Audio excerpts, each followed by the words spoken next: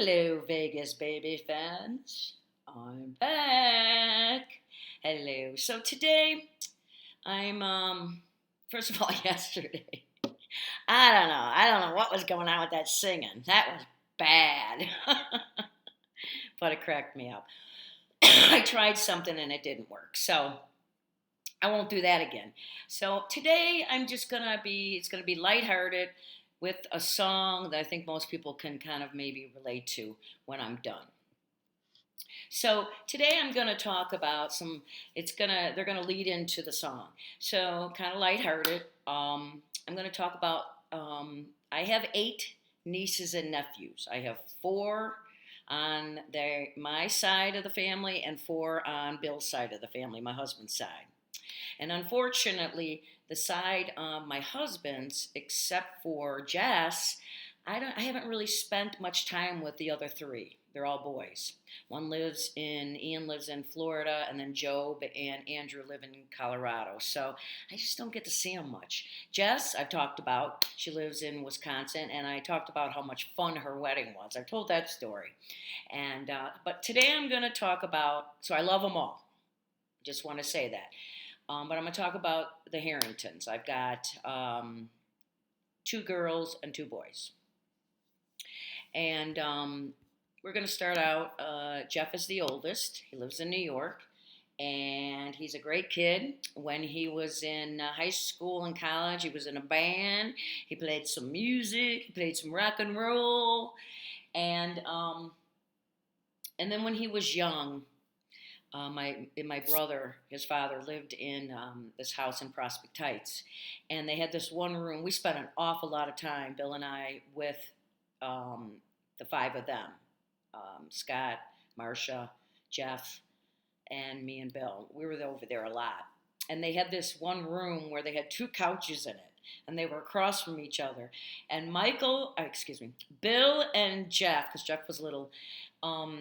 Bill encouraged him to jump from one couch to the other, and that became a game. I'm not sure that the parents appreciated it, but Jeff and Bill, Jeff was just a little dude, real little. He was the first one, oh my God, those 2 would be flying around that little living room. They'd be jumping from one couch to the other, and Jeff and Bill they just had a ball together, those 2. I'm sure Jeff doesn't even remember, but him and Bill were just 2 peas in a pod. It was really cool. And then years later, I learned how to play a game called butt darts. Yeah, from Jeff. So basically, what you do is you put a glass at one end, and then you put a glass at the other end, and it's a long line. You take a quarter. You put it in your butt cheeks, and you try to walk across the room and drop the quarter into the glass at the other end. So you got to walk from one end to the other with the quarter in your butt cheeks. Now, you've got pants on, so let's get that straight. You're doing it with pants on. But it is very, very hilarious. But he taught me that. Me and my friends, we were like, what? So we had quite a good time. I can't remember whose graduation party it was. It was somebody's graduation. We were at my brother's house, and we were laughing our pants off playing that game. It was hilarious. So you should try it sometime. Basically, you take quarters are the best because they're the biggest, and you wouldn't think that you could get them, but yeah, it works. And we were all in shorts, and we're like, you're moving like this because you're trying not to get that. You don't want that quarter to drop out, and then you kind of straddle over the glass. And if you hear ting, you made it into the glass. So that was Jeff's. He taught me that, and we had many, many fun nights playing that when after Jeff taught us that with other friends. Very fun. So try it sometimes. It's kind of fun. Hey, you're all in seclusion, so try it with each other, if you're with your mates or what. It is pretty funny. Jeff is just a really great guy. And one thing about Jeff that makes me laugh, I think about it, when he has a few cocktails, he's got a lot of me in him because he gets very sentimental. I used to be a very sentimental. I was never a mean drunk or anything, only happy drunk, right? And always sentimental. Once the sentimental, I can't tell you how much my poor sister, I love you so much, and that's kind of Jeff. And I've noticed that in him, and I love it. It's like, yes, Jeff. So, and he's a bachelor, yes, and a good-looking bachelor. So, but he lives in New York. So, all the girls in New York, you better go get him because he's a keeper. And then his sister, Katie, who still lives in Illinois, and she's got an absolutely gorgeous son who he's our first grandbaby, I call him. Grandnephew, grandbaby, whatever. It's the first one, my brother's first grandchild. So, and we just love him. And Kate is a doll. She is such a sweetheart. And a couple funny stories about Kate.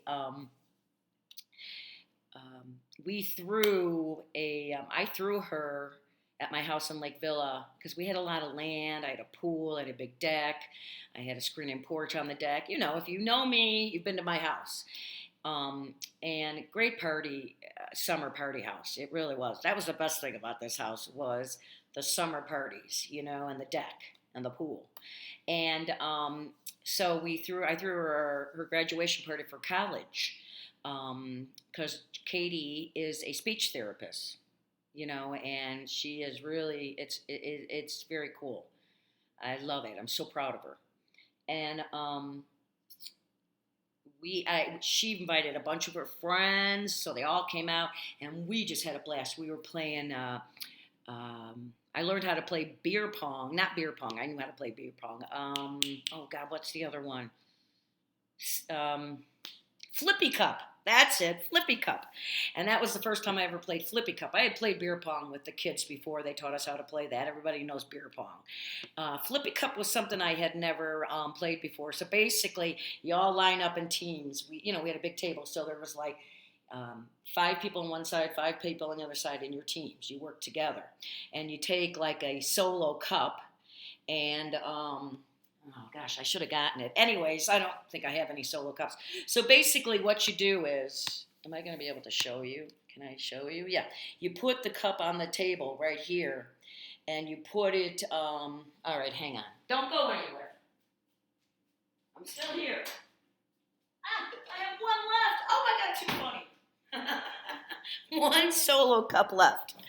Oh, where'd you go? Oh, there you are. I thought you left me. So anyway, so what I'm going to do is you go like this and you lean it over so it's hanging over and you flip it and you're trying to get it to land on this side. Okay, right? So it's not really working, is it? I'm not very good at it. And anyways, you guys get it. So, and you're with a team and you're trying to flip it and then the next person goes. So whichever team wins first gets them all flipped up like this on the table is the winner. Oh my God, we played that for so long. We were laughing so hard.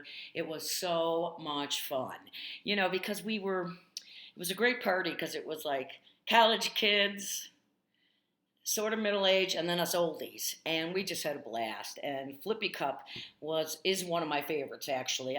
Beer pong's okay, but I like Flippy Cup more because everybody gets involved, you know. And you know, my brother-in-law, he was funny because he's like, "This is stupid," and by the end of the night, he loved it so much. When in between breaks, we take a break. He's over there practicing. I'm like, for somebody who thought it was stupid, he's having a good time. So we learned how to play Flippy Cup. We had a great time. The party went well into the night, about 2 a.m. But at one point, there was a song that I had of Melissa Etheridge's, which is actually I'm singing today. It's going to be mentioned twice in these stories. And I used to sing this song all the time because I just related to it. Came out the end of 2009, early 2010, and I swear to God, she wrote that song for me. Anyways, so I was like, we were all partying on the deck. It was like 1 a.m. But the people that left, there was quite a few people left. People were crashing at my place too. And somebody said, "Oh, Aunt Lynn's sing company." And I'm like, all right. So I go and I turn, so I'm in the living room. And I go to the living room because I have outdoor speakers on the deck. So, and I said, okay, now everybody sit down because I've got to go turn on the song, and then I got to run out and start to sing it. So I go in. Remember, there's been drinking going. The party started at 1 p.m. and ended at after 2 a.m. Do I need to say anymore? And so I run in and I get it all set. I get the song started and I go to run out the door, the back screen door, and to start playing it. And the door wouldn't open. Boom! I ran right into the screen door. Everybody was laughing, and of course now the song's playing, and I'm laughing. I'm like, darn it! So I had to turn around, go back, and start playing it again. And then I came out the second time, and I got the song done. The next day, my neighbor says to me, a couple houses down, goes, "Hey, thanks for the concert at like 1 a.m. That was pretty good. You're good at that song." I'm like, oh shoot. That was a great party. I mean, we just had so much fun. And then at my Katie. She's probably going to be mad at me, but I don't care. It's funny. We had a graduation party, high school graduation party for my other niece, my sister's daughter, who ended up going to University of Kentucky to become an RN. And I'm going to talk about her in a little bit. And at her party, we had a great, that was another really fun party. That was at my sister's house, and there was a lot of drinking going on there. And me and Katie were kind of like buddies that day. And we at one point they had a beer pong going in the garage. Kids, everybody was playing that. And it was funny because there's this young kid there, and he was in high school, and I was talking to him a lot, and he was talking to me a lot, and he's a football player. And me and Katie, I'm like, Katie, I'm being a cougar, man. And me and Katie were laughing. She's like, you are a cougar, Aunt Lynn. You're like flirting with this sophomore in high school. So then we were singing. Her and I would start singing, "Cuckoo, Mrs. Robinson. Heaven knows a place for those who pray." So it was cuckoo the rest of the night. And if you don't know the movie, then you don't understand the story. But I think everybody knows The Graduate, right? With Dustin Hoffman and Anne Bancroft, and that's where that song came from. So anyways, Katie had had a few too many. And we ended up going, it was towards the end of the night, and there was this big sheet cake, and it was in the colors of University of Kentucky, so it was blue. And went downstairs, me and Katie and my sister and her husband were down there and a few other people. We're starting to clean up and stuff. And Katie was sitting there, and she just kind of leaned back because she was just like, oh, man. She leaned back, and then she turns around, and there was blue cake all over the back of her dress on her butt. Yeah. Oh my God, we all died laughing. She's like, what? What are you guys laughing about? We're like, well, you got blue cake all over your butt. Blue cake frosting. So my brother-in-law starts to clean it off, and he's like, wait a minute. This is not right. I should not be touching my niece's butt. Somebody needs to clean this off. I cannot do it. So we cleaned her up, and she went and laid down on the couch, and she called her boyfriend up, who was now her husband, and she was talking to him, and she ended up falling asleep. And I said, what is Katie doing? We over there, and you see the phone, and I'm like, she's asleep. So I picked up the phone. I go, hello? And he was still on the phone. He's like, hi, I'm Lee. And I'm like, I hadn't met him yet. I'm like, hi, I'm Aunt Lynn. And he's like, oh, I've heard of you. And I go, yeah. And I go, well, I don't think you're going to be talking to Katie anymore because she's out. She passed out. And he's like, okay. So Katie and Jeff are really good kids, so there's not really too many embarrassing bad stories about them. That's all I could think of. I'm sure they have some with their friends, but with us. But we have many good times with them. And then there is Darren, who also lives in Illinois. He got married last year. He served in the Army. He was in Afghanistan, and I'm so proud of him. I couldn't be prouder. And he is such a sweetheart. The weird thing about Darren is, though, he's like 10 feet tall. And no one else in our family at that point, we were like, where is this height going? He's not 10 feet tall. He's over 6'5", I think. And he's, thin, and he just, and none of us, if you know our family, we're just, well, I'm short, but everybody else is average. Well, we were like, God, where is this kid getting this height? And it turns out we found out. We met some cousins that we had never met before from my dad's brother, who we had never met. until my dad died, and that was the first time we met him.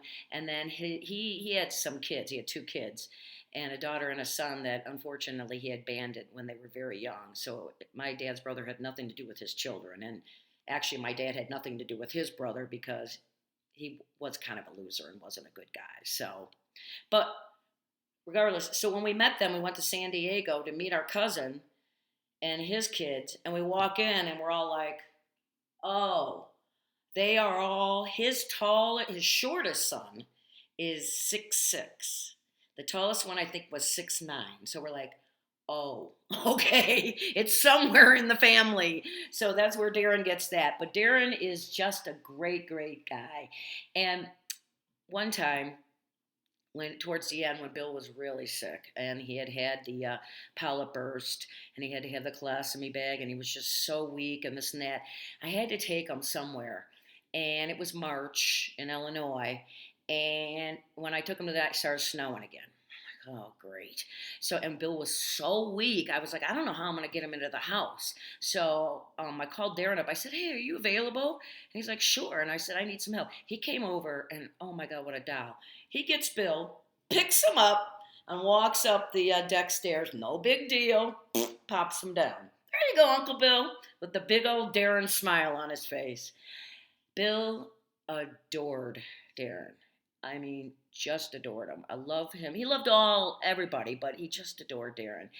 And there's another when Bill was the last 8 weeks of his life. When Bill, he was home for maybe about four of them, and 4 weeks of his 3 weeks maybe, and to allow me to go back to work, people would come and stay with Bill because he was pretty weak. You know, he had a colostomy bag now. He had an incision this long in his belly that was open. I had to clean it out every night. I had to pour solution. I could see inside him. And they wanted to let the infection out, so they didn't close him up right away. And so Darren said, yeah, I could watch him this day. So Darren came over and sat with him all day. And Darren's pretty quiet for the most part. Darren, after a few cocktails, you can get him talking, but he's a pretty laid back, quiet dude. He's not real talkative like the Harringtons at all. He's pretty quiet. It's funny, but he's a great kid. So, anyways, so Bill's like, okay, Darren, this is gonna be great. So Darren said he made him lunch, and they talked, and then Darren left right before I came home. So I came home and I said, so how was your day with Darren? And Bill goes, it was great, but who said Darren doesn't talk? He talked my ear off. I couldn't even take a nap. And he laughed. But it was funny because if you know Darren, you're like, wow. But it was a great thing. Bill loved him. And then Darren was serving, I think he was home. He was home on leave. I believe before he went to Afghanistan, and he came home and it was Thanksgiving weekend. Well, my sister and her husband had already told my brother-in-law's in-laws they'd come up. They lived in the UP, so Kathy, Tom, and Jackie, their daughter, went up to Thanksgiving. They had already had a plan, and this was kind of a last-minute drop-in by Darren. So, and I didn't have any plans for Thanksgiving that year. It was just going to be me and Mike. Well, then Jeff came because my brother now lived in Tennessee. So Jeff and Katie, his son and daughter, didn't have a place to go. So Katie and Jeff came over. Darren was there, Michael, and me. And we all had Thanksgiving. And Darren had a few pops, which he solely deserved because he was serving. And he got a little wasted. And it was zero that Thanksgiving. The degrees was zero out. So he goes outside. People were having cigarettes. And I go out there. I go, what are you doing, Darren? He was smoking a cigarette. And he's like, and he was really drunk, and he goes, God, it's a little chilly out here. And I look at him, he's got no shoes on, no coat on, and we're like, well, I wonder why, Darren. It's zero out. So we all went back into the house, and then we proceeded to play beer pong in the kitchen. Yeah, on my kitchen table, we did it with water. I think I told this story before, but we did it for water. But then the ball got crushed by mistake, and Darren's like, no, just put it in the microwave for like 4 seconds, it'll work. I'm like, oh, I don't know. I don't need my microwave full of plastic ping pong ball, right? But it worked. We put it in there like 3, 4 seconds, and it went back, and we continued to play beer pong with water in the cups, and there was water all over my kitchen. It was funny, but this song again, I was singing it a lot. I would sing it a lot. So Darren was sitting on the couch and I sang company for him, and it was hilarious. And we ended up calling him Mumbles. That was his nickname for a few years because that's pretty much what he was doing. We're like, what, Darren? So he affectionately was called Mumbles. And then there's Jackie, the last one, the youngest out of them. And she, as I said, went to University of Kentucky, became an RN. So proud of her, especially through this pandemic. Her and her boyfriend Andrew are both nurses. They're, and they're in the front lines, man. So God bless them. But Jackie, complete opposite of her brother Darren, she likes to talk. Now she's got, her dad's side in her because her dad likes to talk, and the Harrington, our side of us. Because Kathy, my sister, isn't a big talker, but obviously I am, my brother is. And so she's got both. So she came out talking. I'm not kidding. That girl came out talking, and I remember that she was about 3 years old, and we would watch the kids. Bill always watched the kids during the summer, so Kathy didn't have to pay for daycare. They would just come over. She'd drop them off in the morning. They'd go to sleep for a while, wake up when Michael woke up, and the three of them spent the summers together. They'd go in the pool. Bill would watch them. So I was off that day. So I ran over to the store and I took Jackie with me and I put her in the cart. You know how you put them in the cart? And I'm going up and down the aisles, and that girl did not stop talking.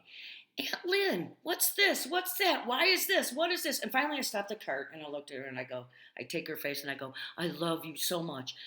But you need to stop talking for 2 minutes. Aunt Lynn cannot think. I could not think. She wouldn't stop talking. It was hilarious. And she just laughed. She's like, and then continued to talk. I got home. I was exhausted.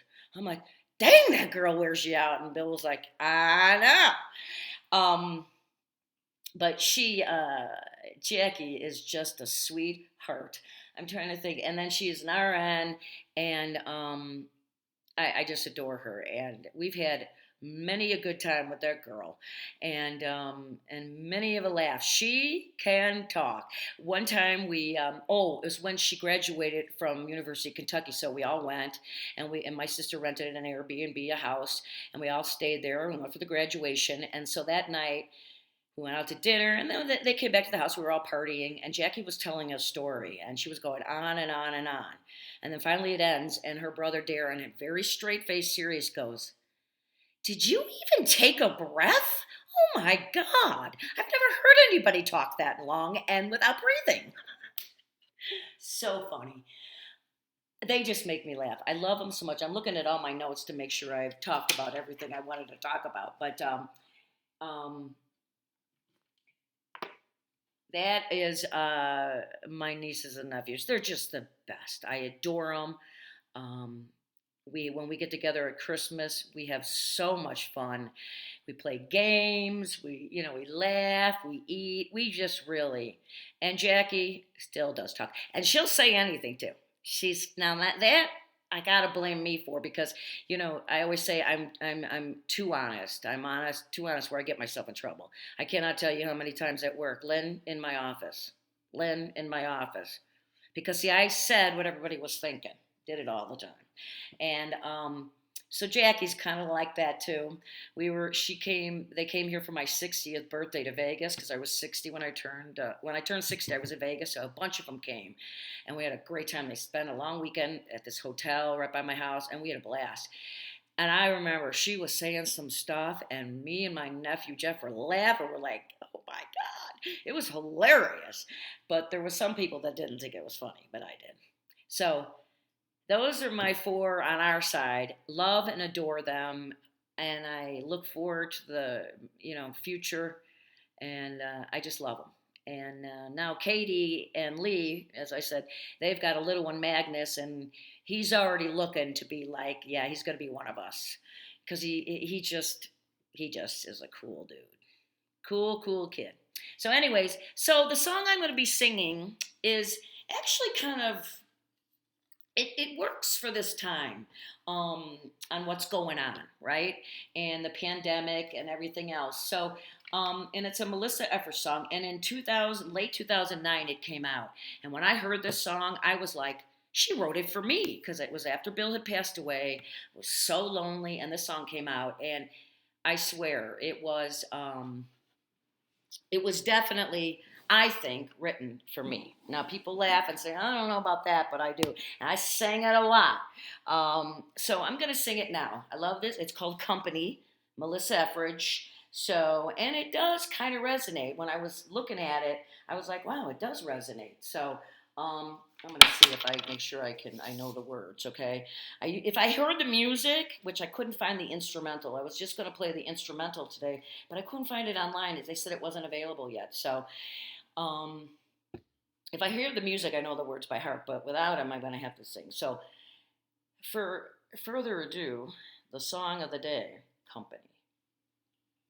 If you ask me, I will say I'm fine. All pink like birthday girls and Valentines. And then the stillness of the night reminds me that I don't like to be alone. My thoughts are race cars running round my head. They burst into flames and land in my bed until I fall into a dream instead. Whoops. Well, all my lovers turn to stone. All I want is company, someone to understand this misery. Send a reflection of myself to me, 'cause everybody needs some company.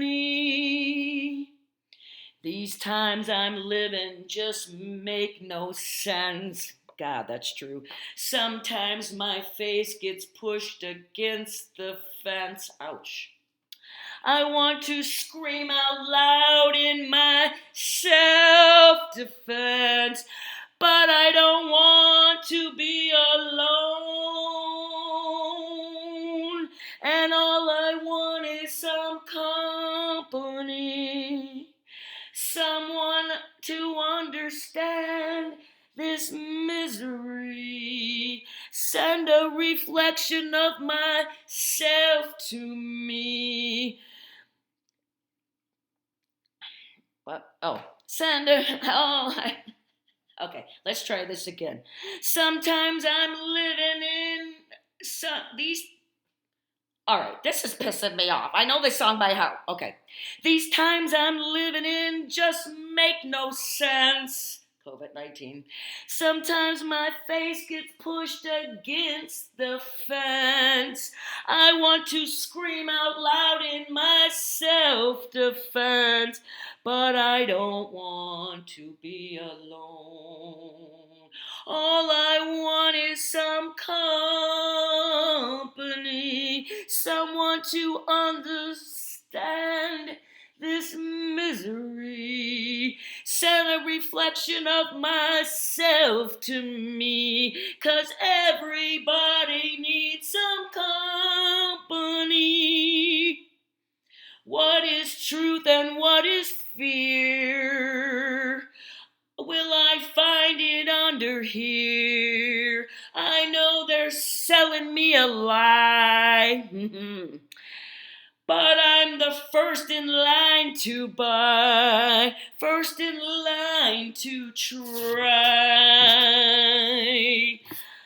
I find some sanity on the written page, where life is worth more than a living wage.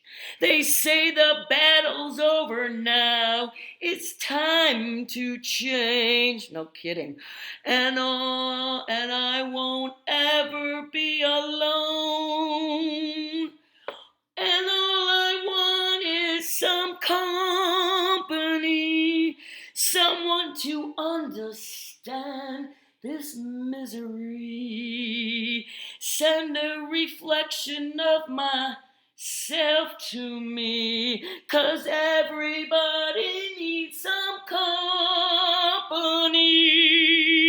Send a reflection of myself to me, 'cause everybody needs some company.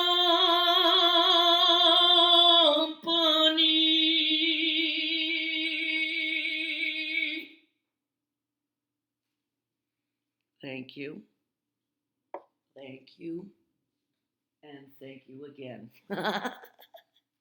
Now that was fun, wasn't it? All right.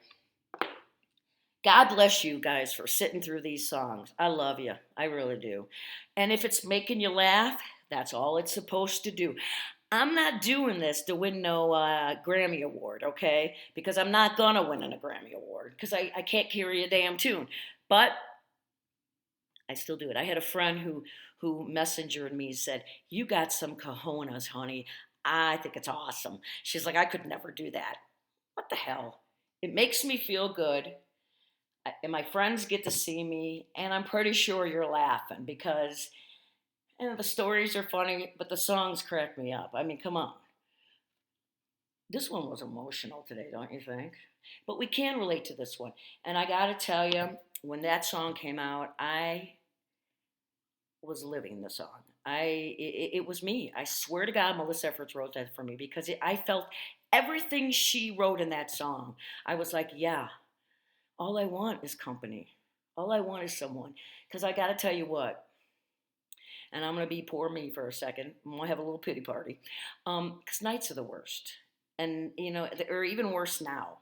Nights are bad when you're on your own, anyways, but this is not helping at all. So, what are you going to do? But